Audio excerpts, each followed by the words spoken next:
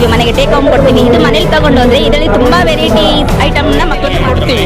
ಮಾಹಿತಿ ಎಲ್ಲ ಹೇಳಿ ನಾವು ಪ್ರಾತ್ಯಕ್ಷಿಕವಾಗಿ ಅಂಗನವಾಡಿಯಲ್ಲೂ ಕೆಲವೊಂದ್ಸಲ. ನನ್ನ ಹೆಸರು ಭವ್ಯ ಅಂತೇಳಿ, ಕಾಜಿಬೀದಿ ಅಂಗನವಾಡಿ ಕೇಂದ್ರದ ನಮ್ಮಲ್ಲಿ ನಮ್ಮ ಅಂಗನವಾಡಿಯಲ್ಲಿ ಸಿಗುವ ವಸ್ತುಗಳಿಂದ ನಾವು ಅವನ್ನೆಲ್ಲ ಹಾಕಿ ಮನೆ ಒಳಗೆ ತಾಯಂದಿರಿಗೆ ಅಕ್ಕಿ ಮತ್ತೆ ತಿಂಗಳಿಗೆ ಒಂದ್ಸರಿ ಪೌಷ್ಟಿಕ ಶಿಬಿರ ಮಾಡಬೇಕು.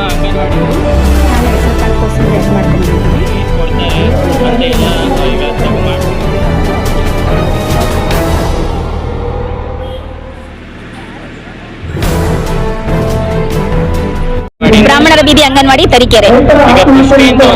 ಹಾ ಸರ್. ಅದ್ರ ಬಗ್ಗೆ ಏನ್ ಹೇಳ್ತಿದ್ರು ಸರ್, ಇದು 6 ತಿಂಗಳಿಂದ 3 ವರ್ಷದ ಮಕ್ಕಳಿಗೆ ಮನೆಗೆ ಕೊಡ್ತೀವಿ ಸರ್. ಇದು EHR ಕೊಡ್ತೀವಿ, ಮನೆಗೆ ಟೇಕ್ ಹೋಮ್ ಕೊಡ್ತೀವಿ. ಇದು ಮನೇಲಿ ತಗೊಂಡು ಹೋದ್ರೆ ಇದರಲ್ಲಿ ತುಂಬಾ ವೆರೈಟಿ ಐಟಮ್ನ ಮಕ್ಕಳಿಗೆ ಮಾಡ್ಕೊಡ್ಬೋದು. ಯಾವ ರೀತಿ ಮಾಡೋದು? ಹಾ ಸರ್, ಇದು ರಾಗಿ ಅಂಬ್ಲಿ ಮಾಡ್ತೀವಲ್ಲ ಆ ತರ ನೀರಲ್ಲಿ ಚೆನ್ನಾಗಿ ಕುದಿಸಿ ಬೇಯಿಸಿ ಕೊಡ್ಬೋದು. ಆ ತರ ತಿನ್ಲಿಲ್ಲ ಅಂತಂದ್ರೂ ನಾವು ಅದರಿಂದ ತಾಳಿಪಟ್ಟು ಎಲ್ಲ ಮಾಡ್ತೀವಿ. ಅದಕ್ಕೆ ಈರುಳ್ಳಿ, ಸಬ್ಬಸಿಗೆ ಸೊಪ್ಪು, ಮಕ್ಕಳಿಗೆ ಸ್ವಲ್ಪ ಬೆಲ್ಲ ಎಲ್ಲ ಹಾಕ್ಬಿಟ್ಟು ತಾಳಿಪಟ್ಟು ಇಲ್ಲ ದೋಸೆ. ಹಾ ಸರ್, ಅದ್ರ ವಿಡಿಯೋ ಎಲ್ಲ ಬಿಟ್ಟಿದೀವಿ ಸರ್. ನಾವು ಮಕ್ಕಳಿಗೆ ಪೋಷಕದ ಗ್ರೂಪ್ ಮಾಡ್ಬಿಟ್ಟು ಅದಕ್ಕೆ ವಿಡಿಯೋ ಎಲ್ಲ ಕೊಟ್ಟಿದೀವಿ. ಇದನ್ನ ಯಾವ ತರ ರೀತಿಯಲ್ಲಿ ಯೂಸ್ ಮಾಡ್ಕೋಬಹುದು ಅನ್ನೋದನ್ನ ಪೋಷಕರಿಗೆ ಸಹ ಹೇಳ್ತೀವಿ. ಅಂಗನವಾಡಿ ಕರ್ಬಿಟ್ಟು ಮಾಡಿ ತೋರಿಸಿ ಹೇಳ್ತೀವಿ. ಪುಡಿ ಇರುತ್ತೆ, ರಾಗಿ ಪುಡಿ ಇರುತ್ತೆ, ಎಲ್ಲಾನು ಪುಡಿ ಮಾಡಿ ಅದನ್ನ ಮಿಕ್ಸ್ ಮಾಡಿ ಕೊಟ್ಟಿರ್ತಾರೆ ಸರ್. ಇದನ್ನ ಎಲ್ಲ ಮೆಡಿಕಲ್ ಸ್ಟೋರ್ ಅಲ್ಲಿ ಅದರಲ್ಲಿ ಇದರಲ್ಲಿ ತಿಂತಾರೆ. ಅದಕ್ಕಿಂತ ಇದು ತುಂಬಾ ಹೆಲ್ತಿ ಆಗಿರುತ್ತೆ ಮಕ್ಕಳಿಗೆ. ಇದನ್ನ ಯೂಸ್ ಮಾಡಬೇಕು. ಸುಮ್ಮನೆ ಇದನ್ನ ತಗೊಂಡು ಹೋಗ್ತಾರೆ, ಕೆಲವರು ಗೊತ್ತಿಲ್ಲದಲೆ ಅಲ್ಲಿ ಇಲ್ಲಿ ಹಾಕ್ತಾರೆ. ಇದನ್ನ ತಿಂದು ನೋಡ್ರಿ ಮಕ್ಕಳು ಎಷ್ಟು ಪೌಷ್ಟಿಕವಾಗಿ ಬರುತ್ತೆ. ಯಾವ ಮಕ್ಕಳು ಅನಿಮಿಕ್ಕು ಬರೋದಿಲ್ಲ ಸರ್. ಇದು ನಮಗೆ ತಿಂಗಳ ನಮಗೆ ಮೀಟಿಂಗ್ ಕರಿಬೇಕು, ತಾಯಂದಿರ ಸಭೆ ಕರಿಬೇಕು. ಅದರಲ್ಲಿ ನಾವು ಅಂಗನವಾಡಿಯಲ್ಲಿ ಬರೋಂತ ಐಟಮ್ಸ್ ಬಗ್ಗೆನೆ ಏನೇನ್ ಕೊಡ್ತೀವಿ, ಅದಕ್ಕೆ ಏನೇನ್ ಹಾಕಿದೀವಿ, ಮತ್ತೆ ಅದನ್ನ ಯಾವ್ಯಾವ ರೀತಿ ತಯಾರಿಸಬಹುದು ಅಂತ ಸರ್ ನಾವು ಅವ್ರಿಗೆ ವಿವರಿಸ್ತೀವಿ ಸರ್.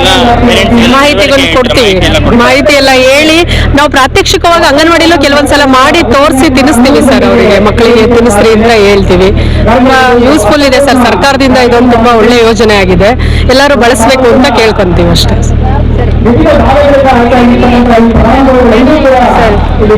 ನನ್ನ ಹೆಸರು ನಮಸ್ಕಾರ ಎಲ್ಲರಿಗೂ. ನನ್ನ ಹೆಸರು ಭವ್ಯ ಅಂತೇಳಿ, ಕಾಜಿಬೀದಿ ಅಂಗನವಾಡಿ ಕೇಂದ್ರದ ಕಾರ್ಯಕರ್ತೆ ಸರ್. ಇವತ್ತು ನಾವು ತುಂಬಾ ಪೌಷ್ಟಿಕಾಹಾರ ಶಿಬಿರ ನಾವು ತಿಂಗಳ ಅಂಗನವಾಡಿನಲ್ಲಿ ಪ್ರಾತ್ಯಕ್ಷತೆ ಮೂಲಕ ಗರ್ಭಿಣಿ ತಾಯಂದ್ರಿಗೆ, ಮಕ್ಕಳ ಪೋಷಕರಿಗೆ ಎಲ್ಲರಿಗೂ ನಾವು ತೋರಿಸಿ ಹೇಳಿ ಅದರಲ್ಲಿರುವಂತ ಸಿಗುವಂತ ಪ್ರೋಟೀನ್, ವಿಟಮಿನ್ಸ್, ಕ್ಯಾಲ್ಸಿಯಂ ಇದ್ರ ಬಗ್ಗೆ ಎಲ್ಲ ತಿಳಿಸ್ಕೊಡ್ತೀವಿ ಸರ್.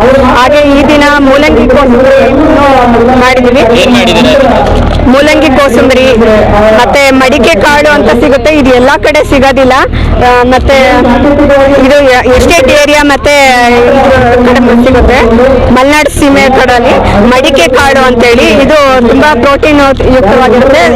ಮಡಿಕೆ ಕಾಳುಗಳನ್ನ ಅದನ್ನ ಬರೆಸಿ ತಿನ್ನೋದ್ರಿಂದ ಮಕ್ಕಳಿಗೆ ತುಂಬಾ ವಿಟಮಿನ್ಸ್, ಪ್ರೋಟೀನ್ಸ್, ಕ್ಯಾಲ್ಸಿಯಂ ಎಲ್ಲ ಸಿಗುತ್ತೆ. ಮತ್ತೆ ಹೆಸರುಕಾಳು ಸಾಲಡ್ ಇದೆ. ಅದು ಎಲ್ಲಾ ರೀತಿಯ ಚರ್ಮ ರೋಗ ಸಮಸ್ಯೆಗಳಿಗೆ ಎಲ್ಲದಕ್ಕೂ, ಮತ್ತೆ ಗರ್ಭಿಣಿಯರಲ್ಲಿ ಮಗು ಬೆಳವಣಿಗೆ ಆಗ್ಲಿಕ್ಕೆ ಉತ್ತಮ ಪೋಷಕಾಂಶಗಳು ಸಿಗುತ್ತೆ.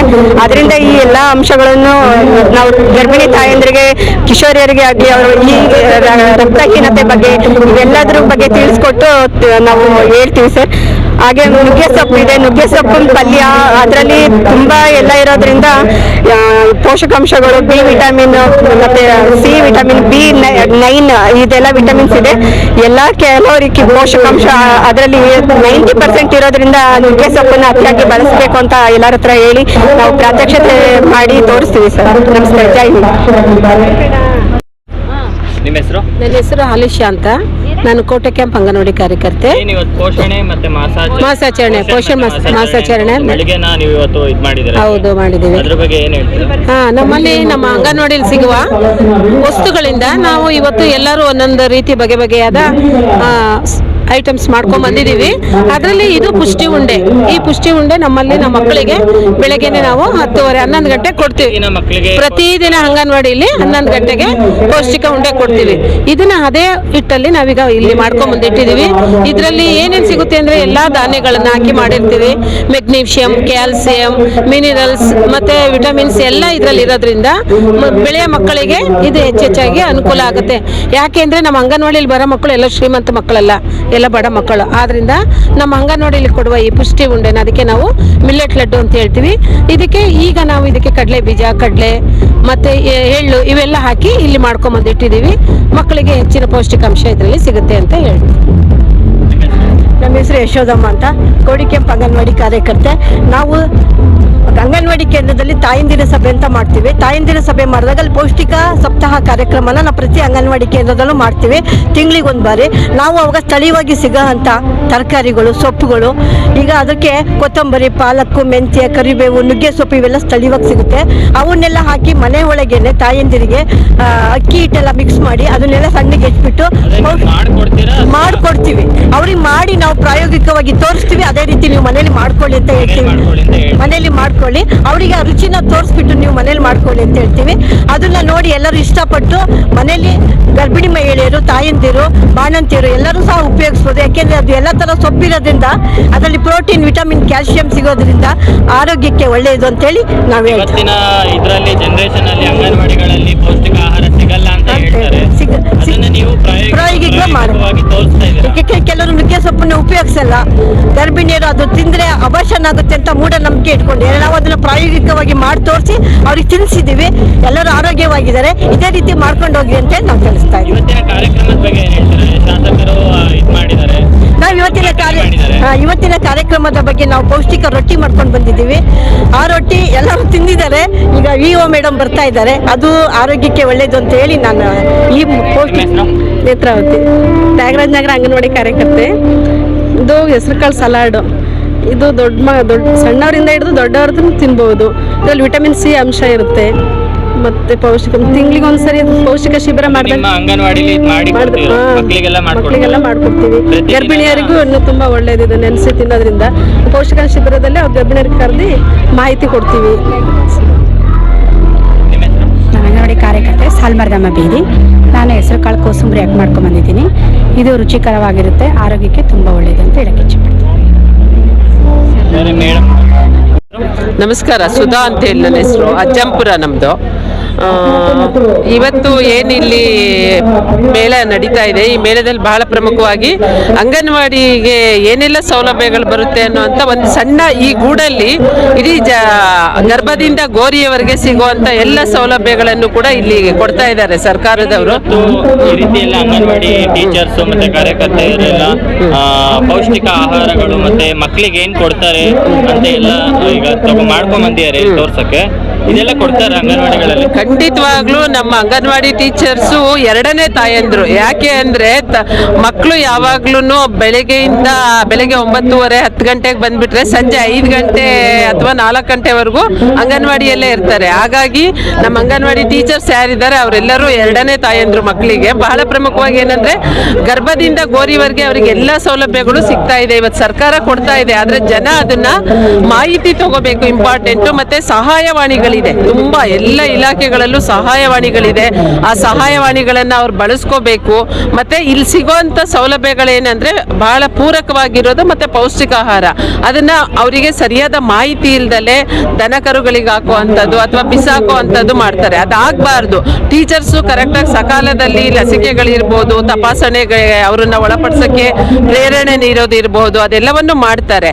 ಒಬ್ಬ ಗರ್ಭಿಣಿ ಇವ್ರು ಹೇಳೋ ರೀತಿ ಕರೆಕ್ಟಾಗಿ ಈ ಎಲ್ಲ ಪೌಷ್ಟಿಕ ಆಹಾರಗಳನ್ನ, ಪೂರಕ ಪೌಷ್ಟಿಕ ಆಹಾರಗಳನ್ನ ತಗೊಂಡ್ರೆ ಅವಳು ಯಾವುದೇ ತೊಂದರೆ ಇಲ್ಲದೆ ಸುಲಲಿತವಾಗಿ ಅವಳ ಮಗು ಆರೋಗ್ಯಯುತವಾಗಿ ಭೂಮಿಗೆ ಜನನ ಆಗುತ್ತೆ. ಸರ್ಕಾರ ಕೊಡ್ತಿರೋ ಈ ಸೌಲಭ್ಯಗಳನ್ನ ಜನ ಸರಿಯಾದ ಮಾಹಿತಿಯೊಂದಿಗೆ ಬಳಸ್ಕೊಂಡ್ರೆ ನಮ್ಮ ದೇಶದಲ್ಲಿ ತಾಯಂದಿರ ಮರಣ ಅಥವಾ ಶಿಶು ಮರಣ ಅಂತೆಲ್ಲ ಏನ್ ಕರಿತೀವಿ ಅಥವಾ ಸ್ಟಿಲ್ ಬರ್ತ್ ಅಂತ ಕರೀತಾರೆ, ಬಹಳ ಪ್ರಮುಖವಾಗಿ ಅಂತ ಅವಘಡಗಳನ್ನ ತಪ್ಪಿಸೋದಕ್ಕೆ ಖಂಡಿತ ಸಾಧ್ಯ ಇದೆ.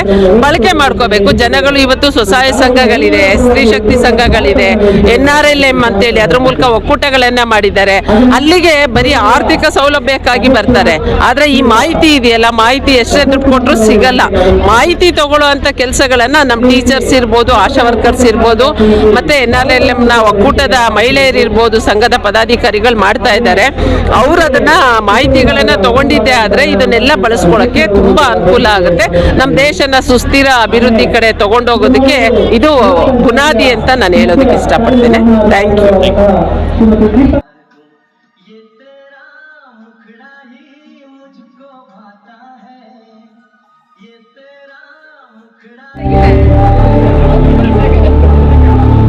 ಫಸ್ಟ್ ಫುಡ್ ಮಾಡು.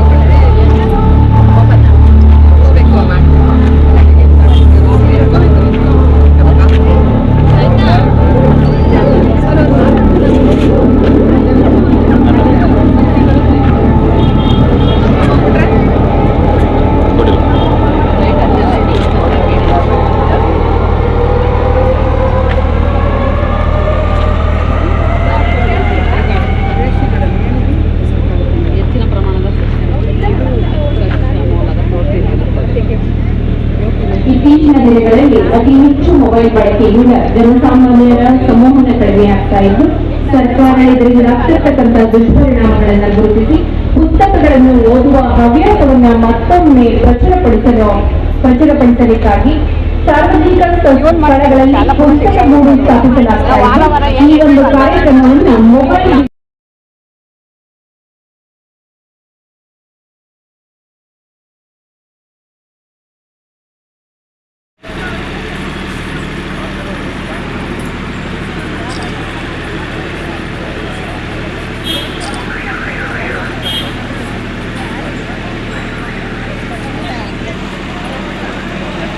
ನಿಂತ್ಕೊಳ್ಳಿ